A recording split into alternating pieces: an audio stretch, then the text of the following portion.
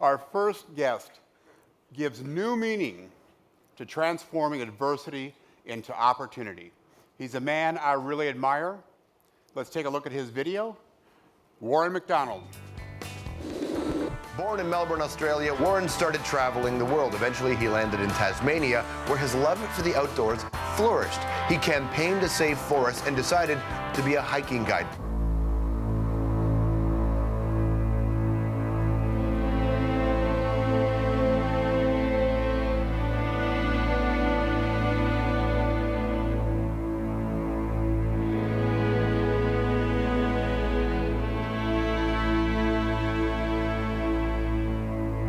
We got the call late afternoon that there was a hiker trapped under a large boulder out on Hinchinbrook Island. We went out in the helicopter and indeed found this fellow who was in trouble. I didn't think he was alive, and I was given to understand he'd been there for 2 days.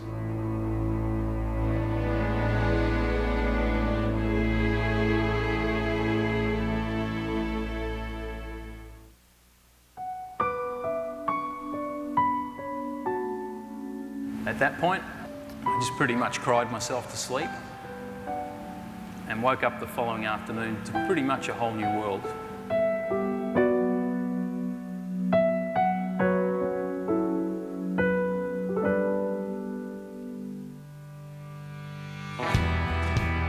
It was a big wake-up for me that life's pretty short and that we best make the best of it.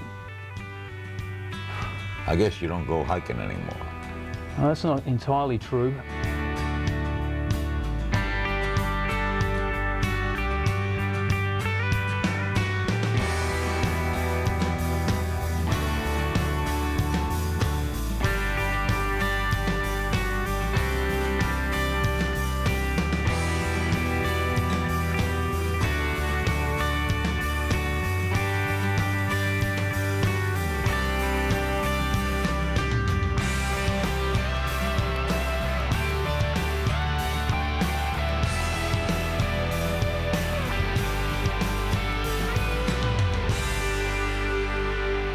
Jeez.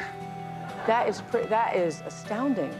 You were saying that you believe people have a power beyond what they know. Well, that's really what I've learned, is just that how infinitely more powerful each of us, how powerful we are, you know, and how responsible we are for creating our reality has been one of the big lessons for me.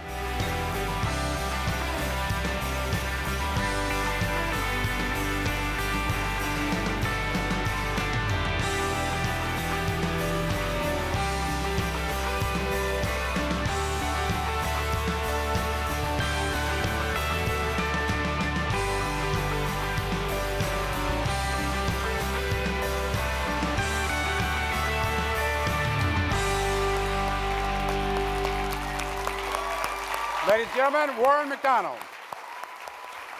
Thank you, sir. Thank you, sir.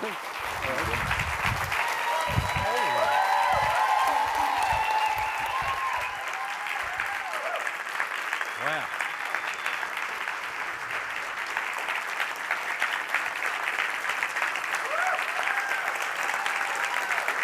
Wow, thank you.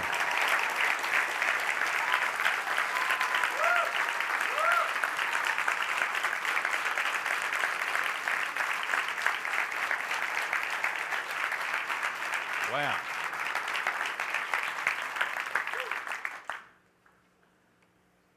Wow, Bill, I thought you said the energy had gone from the room before that video came on. I think we just got it back. How are we all doing?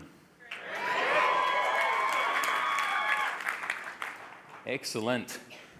So it sounds like you can hear me. I think there's no problem that it's safe to say that you guys up the back can hear me okay.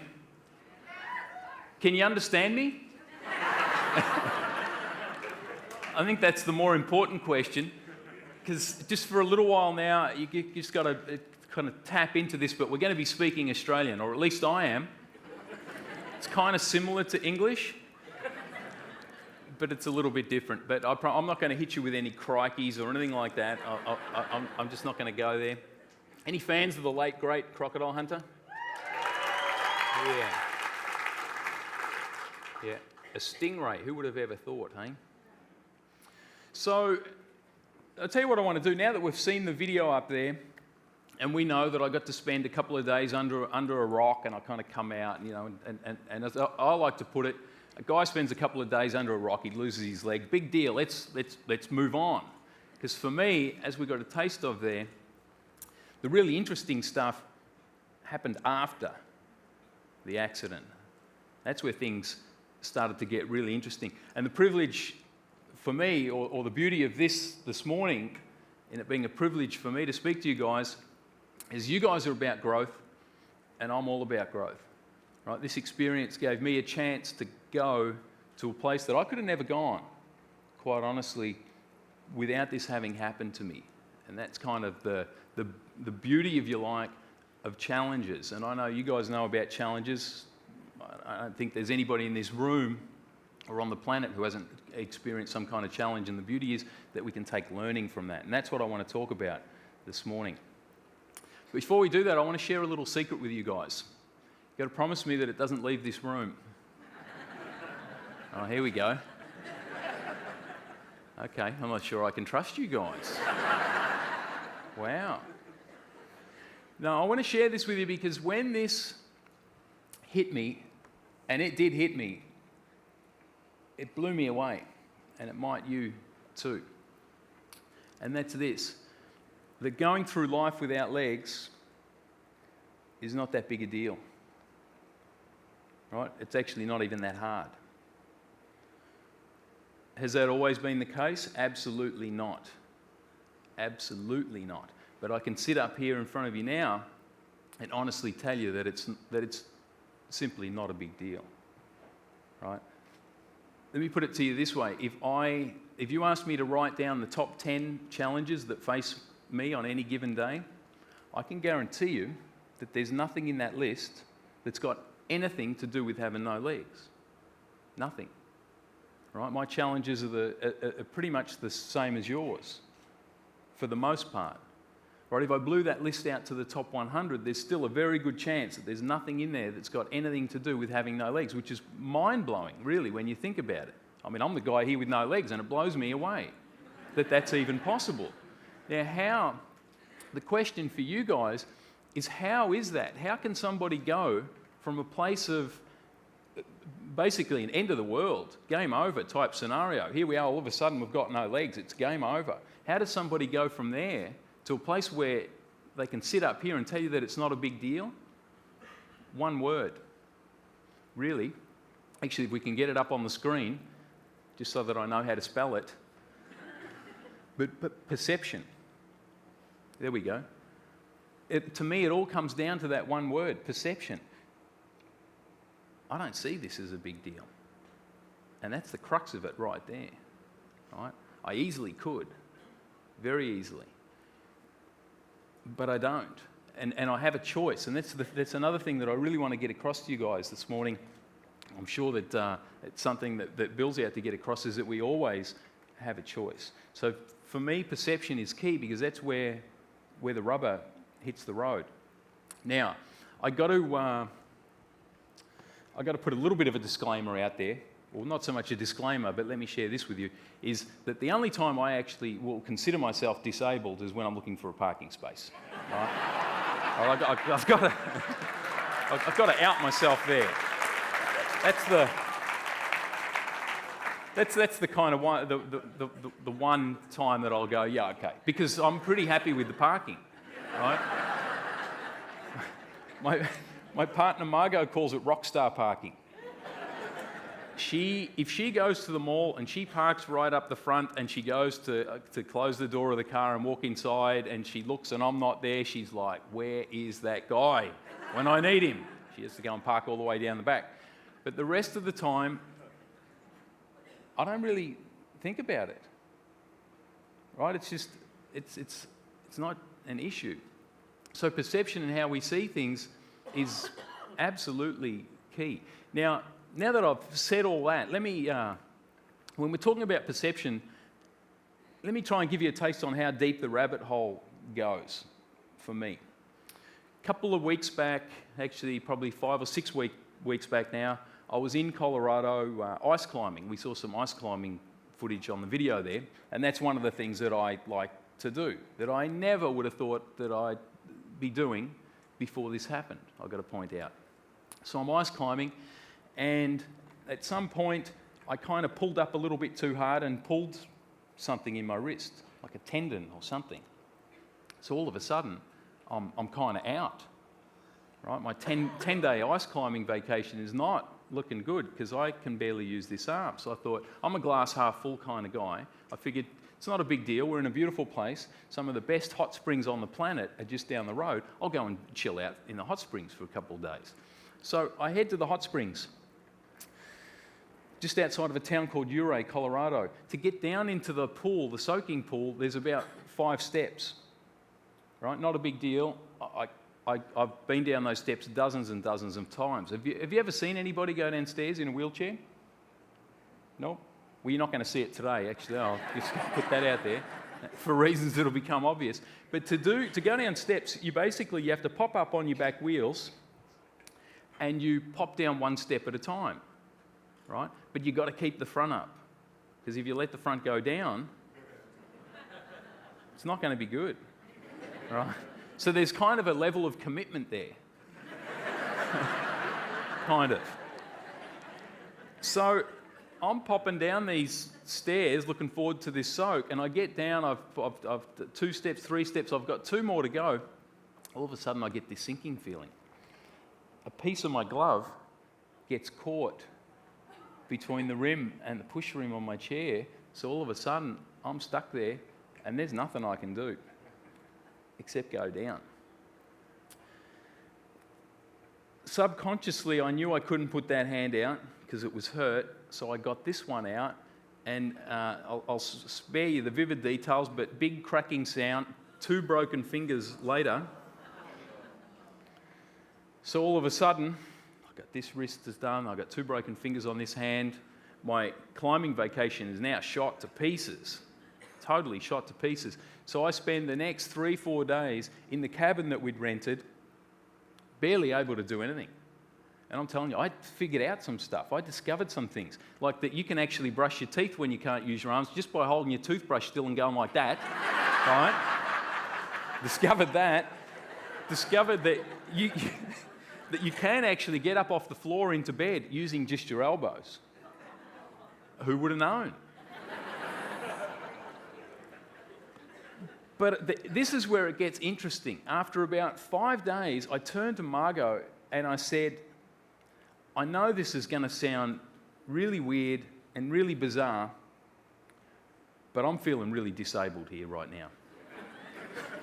Right?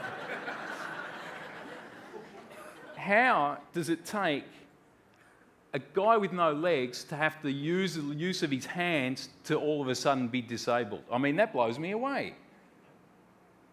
Honestly, I mean, that's how deep the perception thing goes. When I say that I don't see myself as disabled, I'm not joking.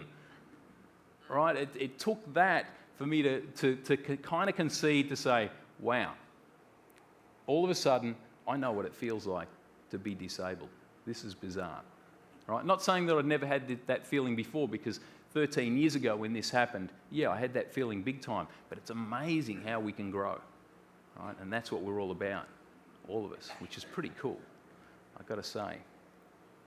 One of the things that was kind of obvious to me when this first happened was that if I'm going to get through this, if I'm going to come out the other side as best I can, I've got to stay strong. Right? I was in good shape. I've got to stay in good shape.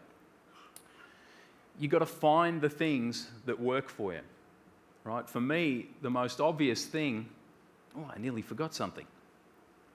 Yeah, let's do this before we go on. This is what I've distilled things down to. This is kind of my mantra, and I'm sure you guys can relate to this, that when we change the way we see the world, we change the world. And that's what we're doing here, right? You guys are taking the work that you do, and it flows out, right? When we change our perception, it goes out. So let me share this story with you that kind of gives you an idea on how much our worlds can change. So what I realised is that I could still swim after this happened. right? There were lots of things that I couldn't do anymore, but I could still swim, and I figured that is the best way for me to now stay in shape and get strong. It's my first step, if you like, to moving through this thing that's happened and try and reclaim part of my life. So I got to the point where I'm swimming laps in the Olympic-sized swimming pool here, and eventually, well, I got to point out that didn't happen overnight, right? Swimming again did not happen overnight. The first time I went for a swim, it was at this very swimming pool, and I took my brother there with me, and I said, look, I need you here, because when I go in the water, I've actually got no idea what's going to happen. I don't know how I'm going to float. It's kind of going to be weird. But if you're like me, and I'm sure most of you guys are, I wanted the full experience out of this, because I thought, how many people get to experience being in the water again with their body totally altered? No idea what's going to happen. How many people get to experience that? No many. I want the full deal. So we're there, I'm on the pool deck, my brother Brett's beside me, I throw myself into the water and I swim straight to the bottom. And then I try and stay there as long as I can. Because I'm feeling like an astronaut. I'm feeling like I've got it. I'm at a place where not many people get to go. And I am. And it's so weird the way my body's in the water. I'm not even thinking about my poor brother, who at this stage has started to rip the shirt off, and he's ready to dive in to fish me out. Right? But I'll tell you, I'll give you a hot tip. If you're wondering what your legs do when you're in the water, they act like ballast, and they kind of keep you afloat. So when I did finally come up to the top, I thought, hey, this is cool, but then within kind of half a second, my butt shot out from behind me, pushed me face down in the water. So there was a lot to learn about being in the water. Eventually, I got to the point where I'm swimming 20 laps in an Olympic-sized pool.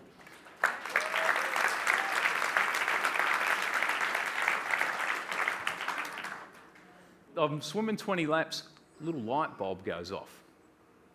I wonder if I could swim the pier to pub. Pier is in jetty, pub is in pub. Now, the pier to pub is an ocean race that I'd swum 10 years before. The way it works is that you start at the pier and then you swim to the pub about 3/4 of a mile away. Now, obviously, as an Australian, I mean, we're not stupid down there. How many people do you think would want to swim from the pub back to the pier? Not many. Oh, not many. I think they tried it once, and it just, they ran the guy out of town. That even dreamt up with such a crazy idea. But when you put the pub at the end, totally different story. Totally different story. This race, these days, they introduced a cutoff a few years back because things were getting kind of crazy. How many people do you think might want to swim in a race with a pub at the end? A lot. A lot. 4,000. 4,000 is the new cutoff, right, for this race every year. Now, obviously, to have everybody swim at once wouldn't be good. So what they do is they break it down into heats of gender and age group, and in each, in my age group that alone, or in my heat that year, 732 of us are going to swim that race, which is still a lot. Right? What does that look like? It looks something like that. 732 of us, we make our way down the boat ramp into the water, because in the old days they used to let you dive off the pier to start off, but not anymore. You've got a liability. You make your way down the boat ramp and get into the water, and so I'm up the back and I cruise down the boat ramp in my chair, hop out, get into the shallow water. Right, I'm in the water there up to my waist, and I've got the swimming cap on because I've got to keep the hair under control. And I've just snapped the goggles into place when bang, actually it was more like a kaboom, the starter gun goes off. 732 thrashing maniacs, all trying to swim over the top of each other. Everybody's trying to get to the front, right? They want to get to the pub. Well, not only that, they need some space around them to swim. 732 maniacs. I'll tell you what it was like. It was like being in a washing machine. Right? It was like being in a washing machine with 731 other guys. Now, in the interest of transparency and full disclosure, I've actually never been in a washing machine. But it's not lost on me that I could go in one now. Right? A big one, a commercial one. I think I could do it. But the thing is, everybody wants space around them, so it's this mania. And basically, I'm getting my goggles are getting clawed off. I'm getting kicked in the face. Really, really not happy about getting kicked in the face because I can't kick anybody back. Right? I'm still working through that. Really, really not happy. But eventually I get some space around me and I get to do what I've gone there to do. What I've gone there to do, and that's to be focused on being a swimmer. I've always been a swimmer. Right? I'm not interested in being the guy with no legs. Not for a millisecond. Not interested. For the next 20 minutes, I focus on swimming. I get to the shallow water in front of the pub. People in front of me are standing up. They're doing that funny run that you have to do with your legs out to the side. They hit the sand and they're up the beach to the finish line marked by 2 flagpoles about 30 foot apart. Big finish across the top. Behind the finish line is a rope keeping the crowd back. There's probably 40,000 people watching the finish of this race. It's a big, big deal. Immediately behind that rope are all the young kids that need to be up the front to see. I hit the shallow water and I basically crawl on my stomach until I hit the sand and I flip up onto my butt and I start scooting on my butt up the sand towards the finish line. Got to tell you, I'll never ever forget the looks on the faces, especially of those kids, as I came up the beach that day towards the finish line, because I'll pretty much guarantee you, some of them never swum in the ocean since. Right. I guarantee it. Their eyes were this big. They were so freaked out. Now, I'm not usually a bad guy, but it crossed my mind that I could roll around in the sand, hanging onto my legs, screaming out, "Shark! Shark!" But I couldn't do it. I didn't have it in me. My bad guy let me down that day. But the thing is, I didn't have to do it. They were so freaked out, it was not funny. Now, the thing I realised afterwards is the kids weren't the only ones that were freaked out. Right? All the adults were pretty freaked out that day.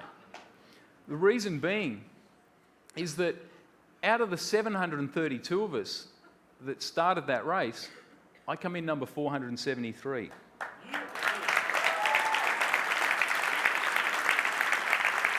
Wow, thank you. I left 259 guys behind me to have a think about the fact they'd just been beaten by somebody without legs. It really gave them something to think about.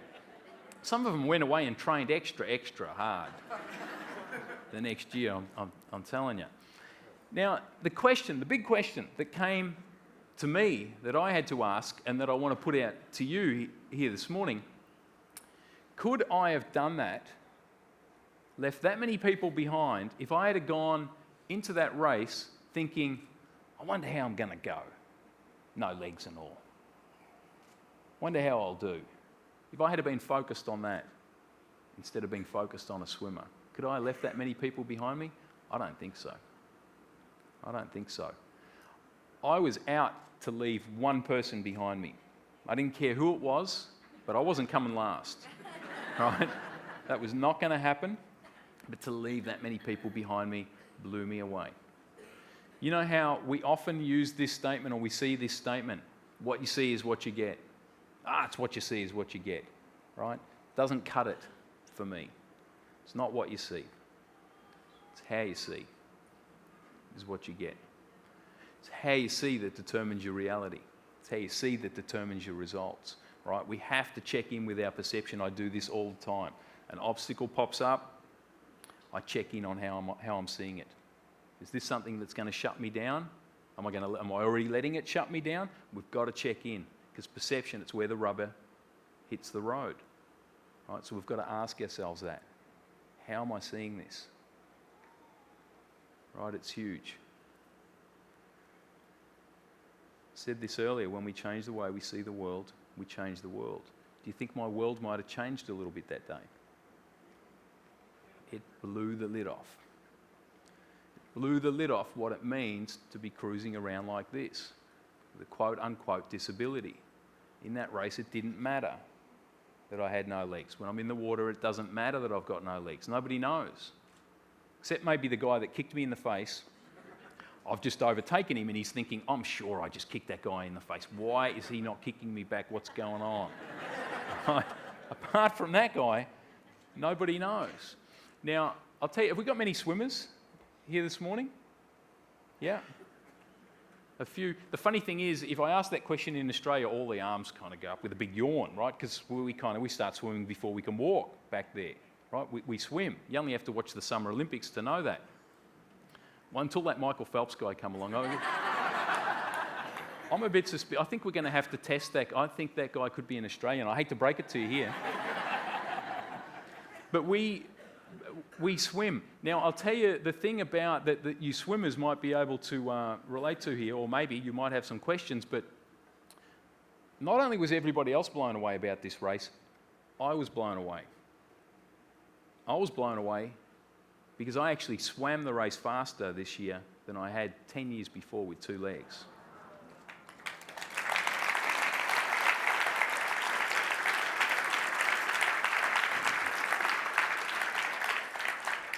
Now, I know what you swimmers are thinking.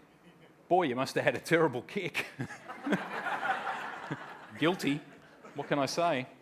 But amazing what you can do when you set your mind to it, right? And blow away all the distractions and focus on what it is that you need to focus on. Amazing what we can achieve. Big, big, burning question after this happened. It was great being a swimmer again, but what I really wanted to know was if I could get any of this guy back again. I took this photo with a self-timer in the Ruwenzori Mountains, which is a mountain range on the border of Uganda and Zaire in Africa. 2 pretty wild countries at the best of times, but this was the kind of place that I felt comfortable. I was up there for 10 days. I had everything I needed on my back. Is there any way I can get any part of this guy back? Was the big, big question. And things happen in steps, hey? Because talk about being shut down by obstacles. I'd been completely shut down. For a guy that spent his whole life pushing his comfort zone out, when I woke up in hospital there with a tube down my throat, choking, I felt like my comfort zone had been cling wrapped to me. Right? It was weeks before I could even sit up in bed. I pretty much had to learn to do everything again. So things happen in steps. Eventually somebody pointed out to me that, hey, you don't have to have skinny little wheels on a wheelchair. You could put some fat mountain bike tyres on. And I was like, well, where do I get them? Sign me up. Right? I put them on and started, quote unquote, hiking. And it was while I was out on that first hike, I think I hiked about 5 miles, that I got my second little light bulb moment. And this time it came with a picture of a mountain in Australia called Cradle Mountain. And I thought, and the question was, I wonder if a guy with no legs can climb another mountain again. Is that even possible? Figured there was only one way to find out. Right? So I started training. A bunch of us head to Cradle Mountain. I took my sister and my brother-in-law down there, a bunch of friends, and we started out to see whether this was possible for a guy with no legs to climb to the top of this mountain. Now, I'd climbed this mountain twice before. It had taken me about 5 hours. So this time, we rock up to the trailhead and we're kind of getting all ready to start off. I'm mic'd up, similar to this, because there's a TV crew there that's heard about this madman with no legs that wants to climb this mountain, so they've come along to film it. So they've got me mic'd up and everything. We sign our name into the logbook, the National Parks book, and then we pop around the corner to the start of the trail. When I come face to face with a staircase of about 40 steps. And I turned to one of the guys and I said, Jez, are we going the right way? I don't remember this part. I've done this twice before, but I don't remember this part. And he says, oh, yeah, sure, this is it. And I'm looking down, I'm thinking, holy smokes. I'd learnt how to go downstairs in rehab, and at this point, I was good for about 5 steps. Most of the time. But 40 was kind of a different ballgame. So I'm kind of sizing this thing up. And in the end, I decided that, do you know what? 40 steps is really only 5 steps 8 times. So I popped up on the back wheels and I started down. Boing, boing, boing, boing. I'm popping down these steps. The TV camera's rolling there. It's a new record. I put about 20 steps behind me when all of a sudden I get this sinking feeling. Each time I bounced down a step, I bounced about an inch to the left. What I realised is that when the guys built this staircase, they've gone for lunch at some point, and I think they left something back in the truck, something called the spirit level. Because all of a sudden the stairs weren't even, and each time I bounced down an inch to the left until eventually I bounced straight off the side. Didn't fall very far, I fell about 2 feet, but I'm lying in this long wet grass. I'm actually strapped into my wheelchair because I had a seatbelt on. I mean, safety first.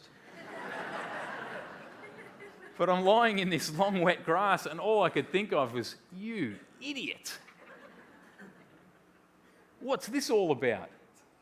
What must these guys thinking? They've come all this way to film this thing and you're out. You're not even 100 yards from the start of the trail and you're out already. Well, I tell you what, I realised that I'm pretty good at getting back on the horse. I figured that out. I got back in the chair. I probably fell out another 20 times that day.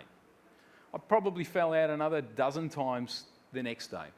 But the thing was, I was moving forward and I kept moving forward until eventually, remember it took me 5 hours to climb this mountain the other 2 times. Eventually, 2.5 days after starting out, I got to sit on top of Cradle Mountain, which I've got to tell you,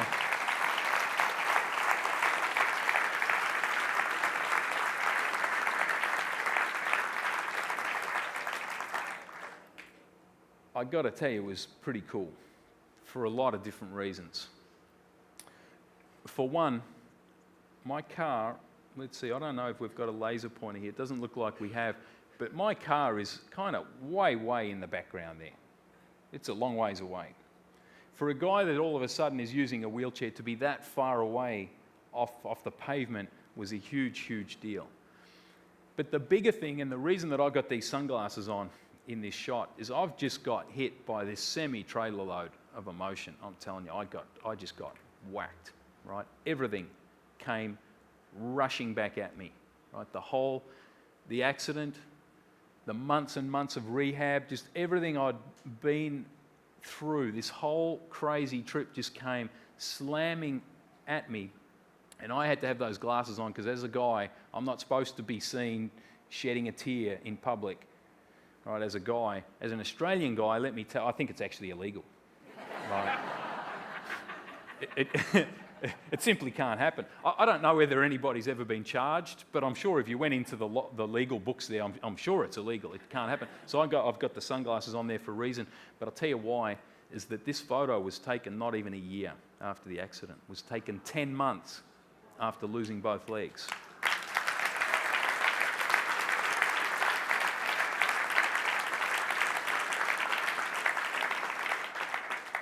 Now, the interesting thing about that, and the thing that absolutely blows me away, is that I don't care that I'm the guy in that photo. That's kind of irrelevant.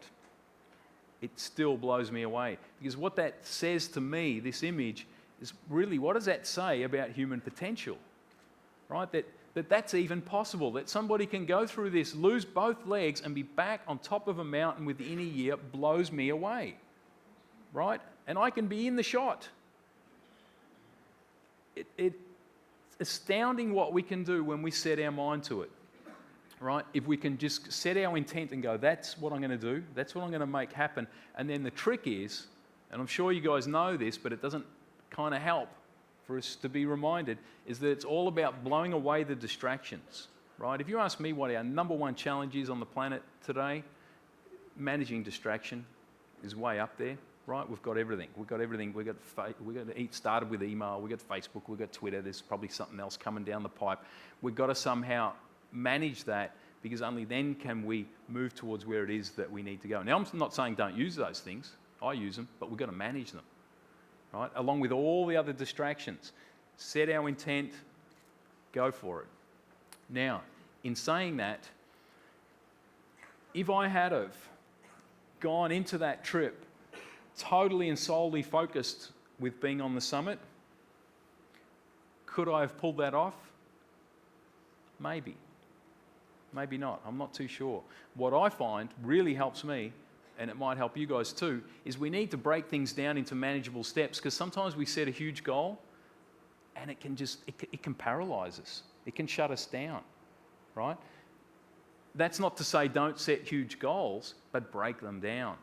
Break them down into manageable steps. That's the way that we move forward. The way that I got to the top of Cradle Mountain was by navigating each and every little obstacle I came to. And like I said, there were probably 20 of them each day. I would come to the next big pile of rocks. I'd have to navigate around a cliff or something. At one point, I actually had to crawl underneath a huge boulder.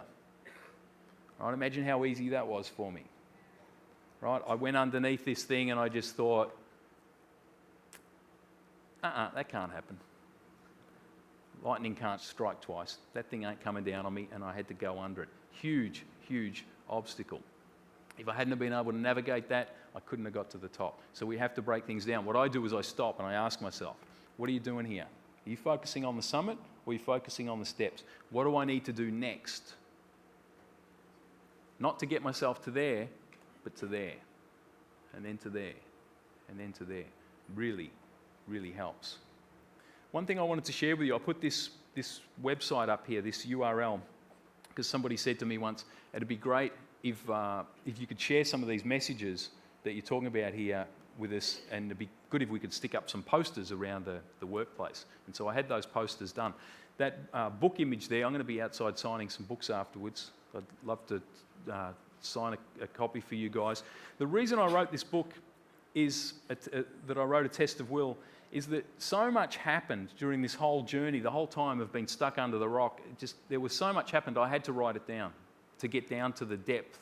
I mean, we've got an hour here this morning. I mean, we can't really get down there. And I figured that if I didn't write this down, I'd have to sit down with a bottle of whiskey with each person that asked me what happened, because it'd be the only way I could get right down to the gist of it. And I figured, you know what, I've got to save my liver some serious damage here. It'll be way better if I just write it down and go, there you go.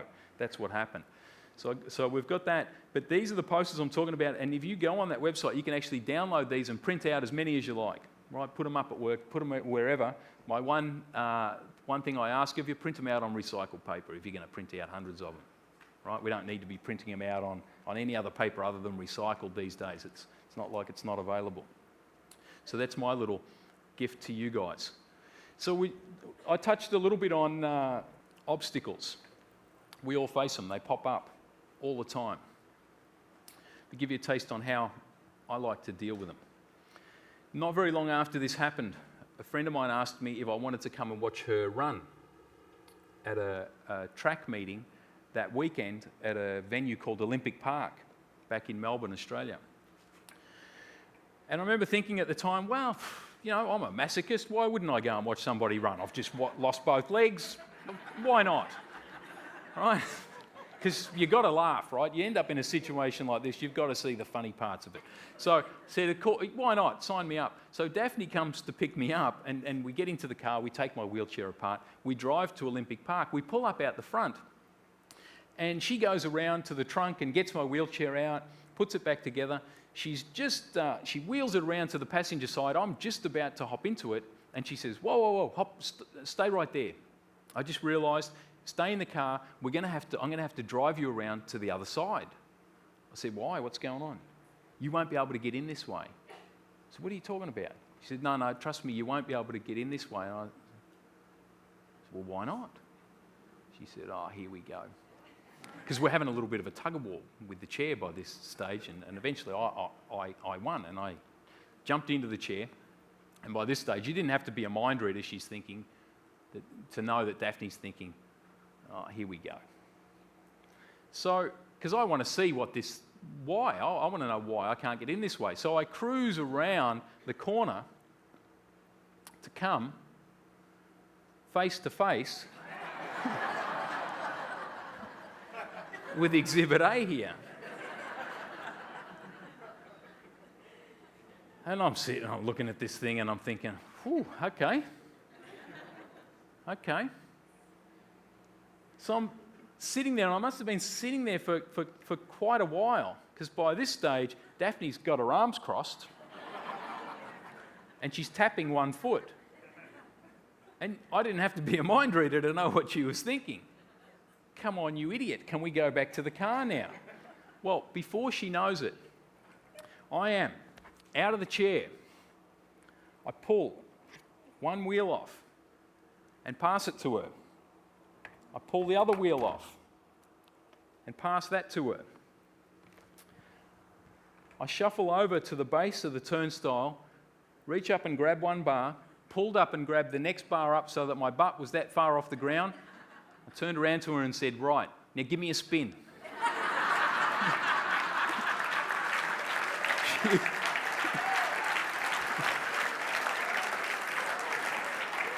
She spun me around to the other side. Her eyes are about this big. I said, don't just stand there, pass me that wheel. She passes one wheel through, then the other, then the chair. I put it back together. I jumped up into the chair and I turned around and wheeled into that place, and I'm thinking, you guys are going to have to do way better than that to keep me out of here. Right? Now,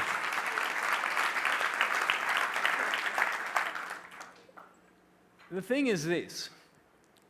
How easily could I have turned around and gone back to the car and spent the whole rest of the day being all depressed about how wheelchair unfriendly the world is? Because it is. That's a given. I can't change that. There's people working on it, but I can't change it. I could have easily spent the rest of the day focused on that. The rest of the week, I could have spent the rest of the year, I could have spent the rest of my life been focused on how wheelchair unfriendly the world is. I'm not interested in focusing on things that I can't change. Right? I'd suggest that you don't either. Right? That's not to say that we don't set big goals. I'm saying there's times when we pick our battles, and there's times when we move forward. Now the thing with this, with an obstacle like this, for me it's always about, can I go under this? Can I go over it? Or sometimes you've got to go straight through. Sometimes you've got to pull things apart to go straight through. But again, it all comes back to perception, being able to step back and look for the ways to move forward, because it wasn't obvious. You know, when I first sat in front of this thing, I'm just thinking, whoa, okay. But I opened up a space, instead of it being shut down, I opened up a space to be able to get creative and go, I know what we need to do here, and I think it might work. And boy, did it work. So we saw the on the video there, the thing about Kilimanjaro, because obviously if you're like me, eventually you want to know, I wonder how high a mountain a guy with no legs could climb. You know, it's kind of a no-brainer. You do a couple of things and you go, wow, I wonder if that's possible. Do something really big. I've got to tell you, when the idea of climbing Kilimanjaro first popped into my head, I just said, get out. Get out. I don't want to know about it. Kilimanjaro's big. It's really big. But eventually I got to the point where I thought, you know what? There's only one way to find out. Right? There's only one way to find out. I've got to go for it. So what do you do? What do you do? What's the first thing that you're going to need to do when you set out to climb a mountain like that? Well, you've got to plan. There's a lot of planning. There's actually 3 years worth of planning, I've got to point out. But one of the things that you need is a climbing partner. So the obvious thing to do is you go out and you find a guy with no arms to climb with. If you're me. Well, actually, that's not quite true. That's not really what I set out to do. But I was giving a presentation one day and a woman came up to me and she said, I want to tell you about a young guy that I'm organising a climb of Kilimanjaro for. His name's Hamisi Lagonda. He's 19 years old. He's dreamt his whole life of climbing Kilimanjaro. He was born without arms, and I just said, stop right there. It's a no-brainer. We're doing it. We're doing it together. Right? We're going to freak people out. Right? We're just doing it. So Hamisi and I teamed up. The thing is, I knew we were going to learn some stuff off each other, right? That was one of the big things. And one of the coolest things I think I've ever seen was watching Hamisi unzip the fly on his tent with the tiny little zipper between his toes. Just, it was like a scene out of the Karate Kid, right? Just because obviously a bit of creative visualization there, but zipper between the toes, it was so cool. But the first thing I'm thinking is, wow, that wasn't very smart. At least we could have sewn or attached some big zipper pull for him to actually be able to grab it between his toes instead of that tiny little thing. But I knew that we were going to learn some stuff. So we team up and we head to Africa and we start up the mountain. In my quote-unquote wisdom, I figured, you can see here the way that I move, I've got these short little prosthetics, right? I've got the long ones as well, but in the mountains, you really want to be close to the ground. And with these crutches, I'm like I'm in four-wheel drive. So the thing with how this system works is on the flat ground, all of the pressure goes through my stumps. But when it gets steeper, I can actually soak some of that up with upper body. When it gets really steep and I can pull up, I can use more upper body. So I figured, do you know what we'll do? There's about 5 different ways to climb to the top of Kilimanjaro. We'll go the steepest way. Makes the most sense, right? You know, it's steeper, easier. Boy, how wrong can you be? The thing I didn't realise is the route that we chose is so steep that the only time that it really gets used is as a rescue route to get people off the mountain that are suffering from altitude sickness, right? Because a lot of people get sick with altitude on Kilimanjaro. It's quite high. And you've got to get them down the shortest, fastest way down off the mountain. So they're the only people that we see. How happy do you think they were to see us? Not happy. Not happy. First they see Hamisi charging up, you know, with his no arms and all, and then they see me, not quite charging, but moving with intent. One guy nearly climbed out of his stretcher. Seriously, he was like, do you know what, I feel so much better, I think I could go back up. Yeah, not happy to see us at all. But we get to the crux of this climb and it's basically a scree slope. And if you've ever hiked up scree, you know that it's about taking 2 steps forward, you slide back 1, you take another 2 forward, you slide back 3. It's not really fun. I was on this scree slope for, I think, 11 hours. Just moving, until eventually we found a place flat enough to put up a tent, and you can just see the joy of being in the mountains written all over my face there. I seriously, I don't think that I'd ever felt so sick, right? Just this pounding head. I actually didn't leave the tent for a day and a half, for 36 hours. While I was in the tent, I basically had to make a decision, right? We were up fairly high on the mountain, 16,000 feet. People can die at that altitude. I said to the guys, I called the guys around and I said, I'll tell you what's going to happen. I'm going to put my legs on in the morning. See that rock up there? And I pointed to a rock about 100 foot up the slope. If I don't feel any better, by the time we get to that rock, we're going back down. Huge call to make. At this point, we've been on the mountain for over 2 weeks. It had taken me 3 years to plan this expedition. We had hit the crux, big time. I got up the next morning, put my legs on, and kind of, shook myself out and started out. Got about 30 foot away from the tent. Stopped, checked in. Okay, I'm not feeling any worse. I think I can keep moving. Got about 50 foot away and thought, maybe, okay. Just feeling it out. By the time I got to that rock, I knew without a shadow of a doubt that we were going to the top. Without a shadow of a doubt.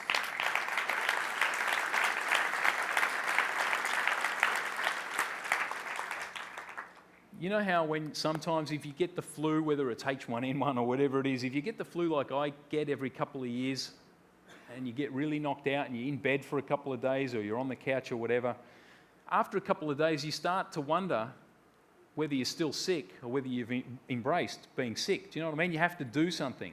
You've got to do something to break out of it, and that was the key right there. From the tent, from inside the tent, there was no way that I could see myself on the summit.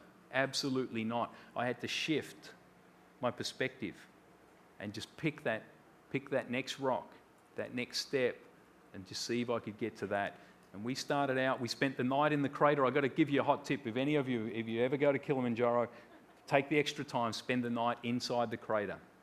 Absolute best part of the trip. I can see somebody laughing. No, it's not going to blow up. Well, I hope not. I didn't think about that. Wow. But spend the night in the crater, and we did, and we started out very early the next morning, about 4:30, climbed up and over the rim of the crater until both of us got to stand on top of Kilimanjaro, which I've got to tell you.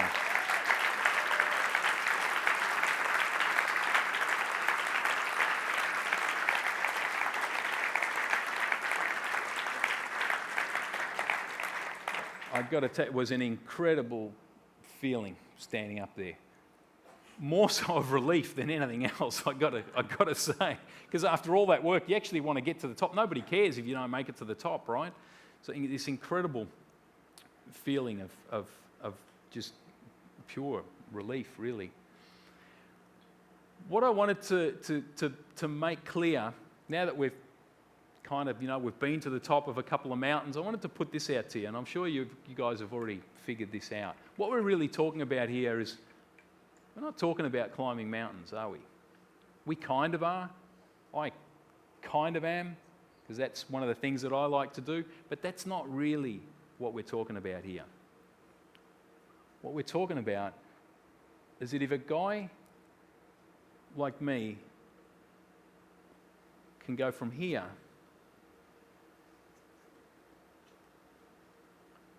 to here, what does that mean for you guys? Right? What does that mean? What does that mean for all of us? That's the bigger question. And the question that I want to put out there to you is, now that you know that, what are you going to do? What is it that you want to do?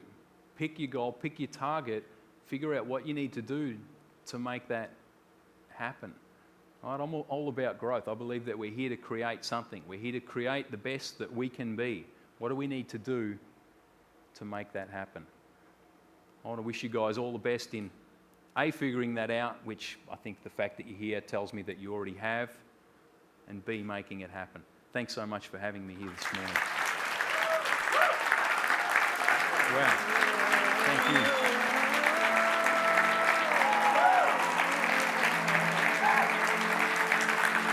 Thank you. Thanks so much for having me. Thanks, guys.